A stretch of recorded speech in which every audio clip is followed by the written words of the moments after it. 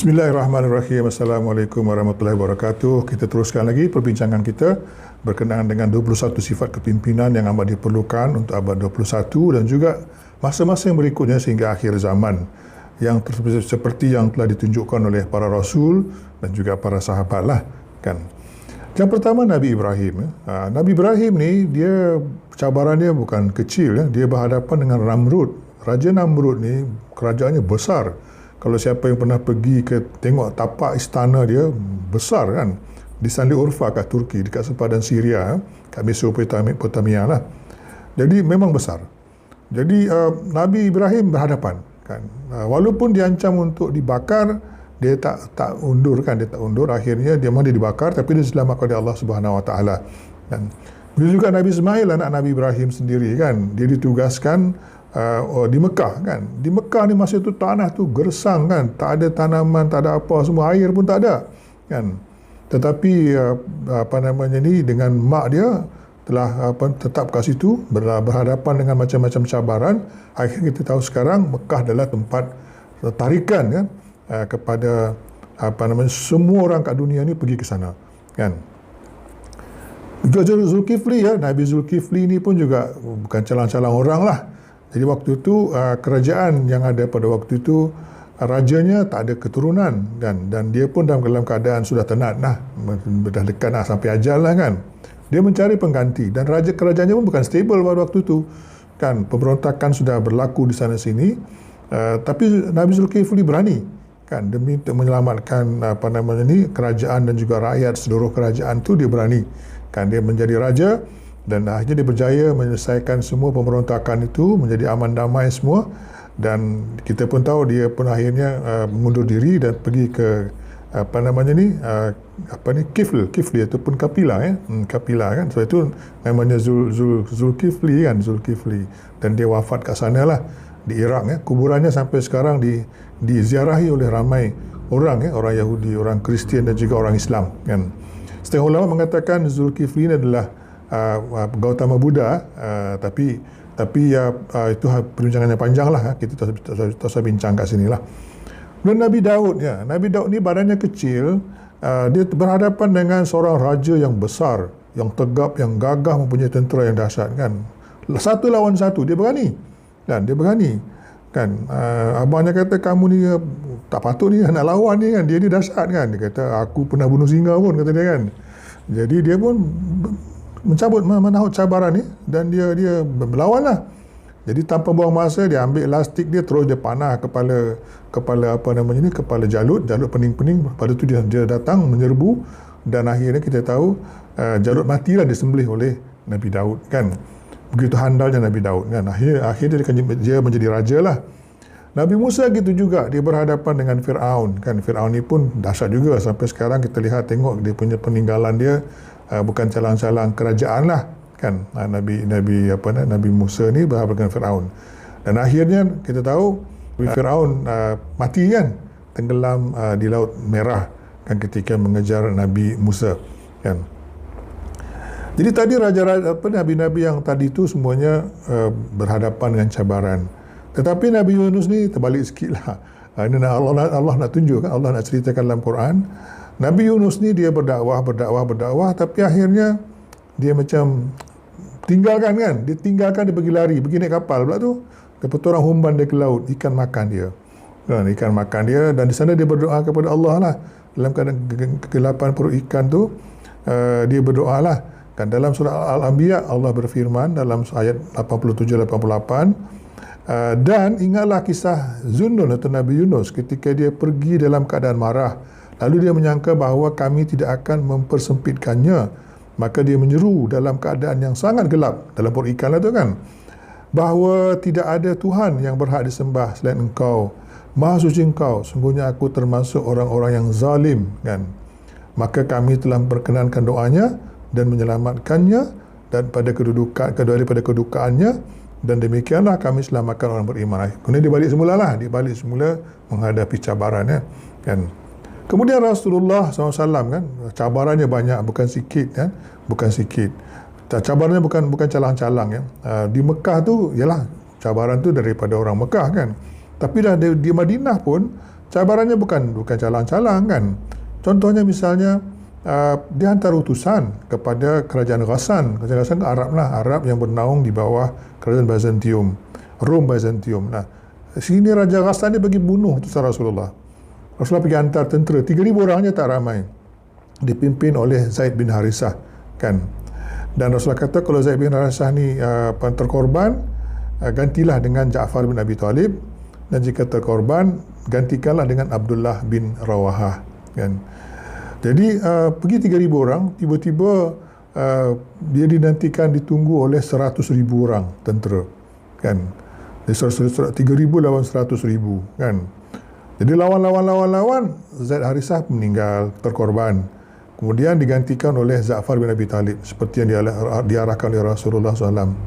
Dia pun terkorban juga kan, dan digantikan oleh Abdullah bin Rawahah kan. Dan akhirnya dia pun digantikan juga oleh Sabit bin Arkam. Kemudian akhirnya digantikan oleh Khalid bin Walid kan. Khalid bin Walid berjaya menyelamatkan tentera Islam, berundur, hancur. Tapi rupanya tentera Rom Byzantium ni dia tak pergi serang, dia undur juga. Dia undur juga. Dan rupa-rupanya dalam peperangan itu hanya 13 orang tentera Islam yang terkorban, manakala tentera Rom Byzantium 3,350 orang. Patut dia berundur kan, yang bukan sikit yang mati tu kan. Jadi berundurlah dia kan. Jadi itu dianya kan. Kemudian pada tahun 9 Hijrah, Rom datang lagi. Tiba-tiba dapat berita nak menyerang Madinah kan. Dipimpin oleh rajanya sendirilah, iaitu Raja Heraklius lah kan. Rasulullah pun tanpa buang masa dia tak tunggu datang, dia pergi serang. Dia pergi kan, dia buat kerahan tenaga ni, pergi ke Tabuk lah. Tapi ke Tabuk untuk berperang dengan ni kan. Dia cabaran tu bukan dia diam-diam je, pergi. Masa tu boleh musim panas kan, pergi lawan. Tapi Heraklius tak beranilah. Bila dia dapat tahu Rasulullah sendiri datang, dia tak pergi, dia tak datang lah kan. Kemudian Sabit kan kembali ke Madinah kan. Dapat berita bahawa tentera Byzantium ni mengganggu wilayah yang telah berubah kan. Masa perang dulu mereka banyak berkiblat ke Rom Byzantium. Tapi selepas Rasulullah sampai ke Tabuk tu, ramai yang berpaling menjadi menaung di bawah Rasulullah SAW lah. Jadi tentera Rom ni pergi kacau kan, dan cuba nak menyerang Madinah semula. Rasulullah melantik seorang pemuda berumur 18 tahun saja, Usamah bin Zaid kan, untuk melawan tentera Rom kan. Tapi tak sempat pergilah, Rasulullah wafat.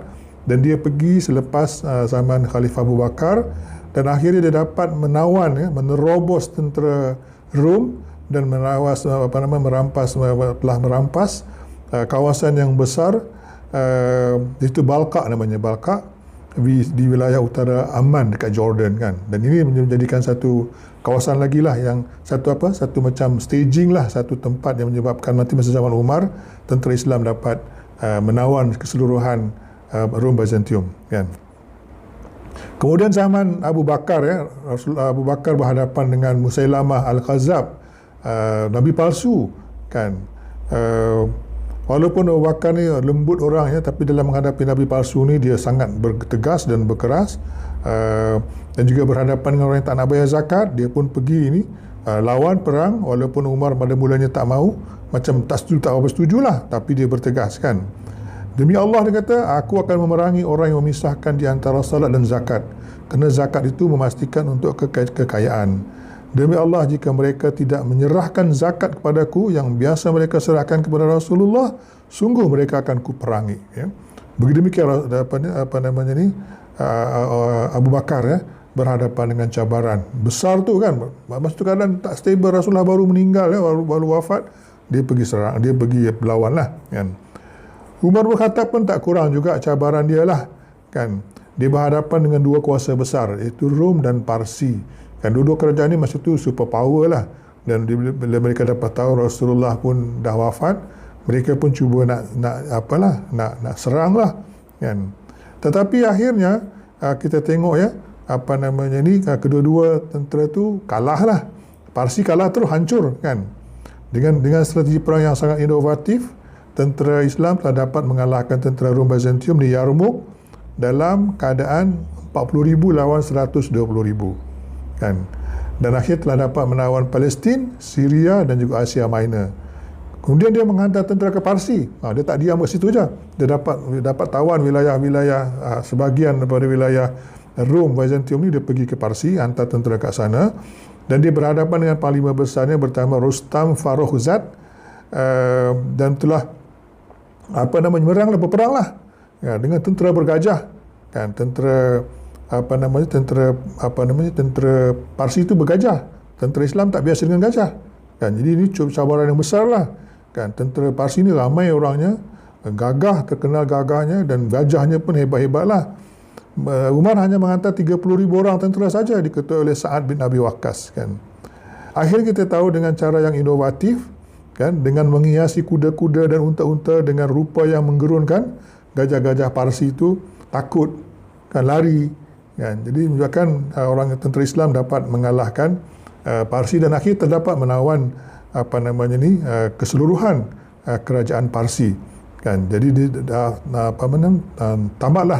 tamatlah riwayat dinasti Sasanid Parsi kan, masa zaman Umar bin Khattab. Dua kerajaan dilawan sekali kan.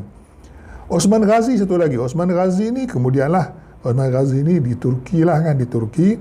Namanya taklah kita terkenal, tapi bila kata Osmaniyah, kerajaan Osmaniyah, orang tahu semua kan, ataupun Ottoman Empire kan. Dia ni dilahirkan pada tahun 1254 ya, Masehi, bukan Hijrah ya. Dia asalnya hanya merintah satu kawasan kecil saja di Turki lah kan. Tapi dia ni pandai. Dia berada sempadan dengan Byzantium kan. Masa itu Byzantium masih ada lagi lah kan. Tapi dia pergi serang. Dia tak berperang dengan orang Islam. Orang lain Islam lain perang sama orang Islam. Dia tak. Dia perangi wilayah Byzantium. Akhirnya dapat menawan banyak wilayah, dan akhirnya mempunyai wilayah yang besar, dan akhirnya ramai orang yang bernaung di bawah dia lah. Akhirnya dia telah membentuk Ottoman Empire, Osmaniyah, kerajaan Osmaniyah, dan akhirnya mereka keturunannya terdapat menghancurkan keseluruhan kerajaan Rom Byzantium lah, iaitu Muhammad Al-Fatih kan. Satu lagi yang sangat sangat terkenal, tapi ramai kita kat Malaysia tak tahu, tapi kat Indonesia ramai orang tahu. Kuburan dia tak mentinti orang ziarahi. Nama dia Said Jamaluddin Al-Husin Al-Kubra kan. Dia ni mula sampai ke Kelantan, dia pergi Islamkan Raja Kelantan, kemudian dia kahwin dengan Sultan Kelantan. Ini berlaku pada tahun-tahun kurun ke-14 ya. Kurun ke-13 ya, kurun ke-13 kan. Dia telah mengislamkan Raja Baru Basa. Raja Baru Basa ni Raja Kelantan pada waktu itu, dan masa itu kerajaan Cermin ni besar pada waktu itulah. Mungkin masa itu dibentuk mandala ataupun persekutuan sampai ke Aceh agaknya lah kan. Jadi pusatnya pusat kerajaan tu mungkin ke Tok Uban sekarang ni lah. Tok Uban sekarang ni banyak emas kan, dululah kan. Dan akhirnya pergi ke Vietnam. Kat Vietnam dia telah kahwin dengan anak Raja Vietnam. Jadi nama yang Raja Vietnam tu asalnya dikenali dengan nama Cik Embong Ngah. Dan telah jadi tapi lepas Said Jamaluddin sampai sana, tukar nama, Zainal Abidin nama dia lah. Dan dia telah dapat menawan wilayah-wilayah Champa yang telah diambil oleh orang Dai Viet, bahkan sampai dapat menawan Hanoi pada waktu satu ketika lah. Kemudian dia pergi ke Indonesia dan telah mengislamkan banyak raja-raja Jawa, dan anak-anak dia, keturunan dia, 5 di antaranya adalah ada Wali Songo kan. Wali Songo tu wali yang 9, 5 itu adalah keturunan dia, dan telah mengislamkan seluruh Pulau Jawa. Dia pernah pergi ke Makassar untuk berdakwah di Makassar, dan dia wafat ketika umur 143 tahun kan. Dan dia ni adalah di antara keturunannya yang terkenal adalah Said Ahmad Fatahillah, yang terkenal dengan Sarif Hidayatullah. Sudah dikenali dengan Sunan Gunung Jati.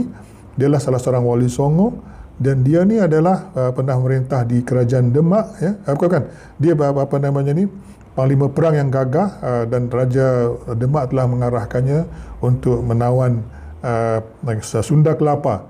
Kan, Portugis dah bertapak di Sunda Kelapa, iaitu Jakarta sekarang, dan dia telah dapat menawan Sunda Kelapa dan telah Portugis telah berkalah semua, dan orang tentera-tentera yang belum Islam, raja yang belum Islam dah dapat dikalahkannya, dan dia telah menukar nama Sunda Kelapa itu menjadi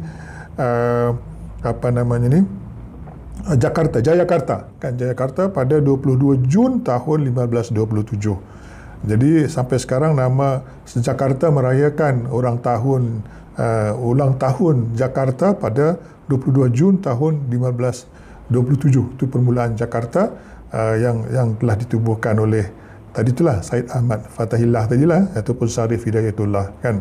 Inilah bagaimana berdepan cabaran orang-orang dahulu, kan. Sekian, Assalamualaikum warahmatullahi wabarakatuh.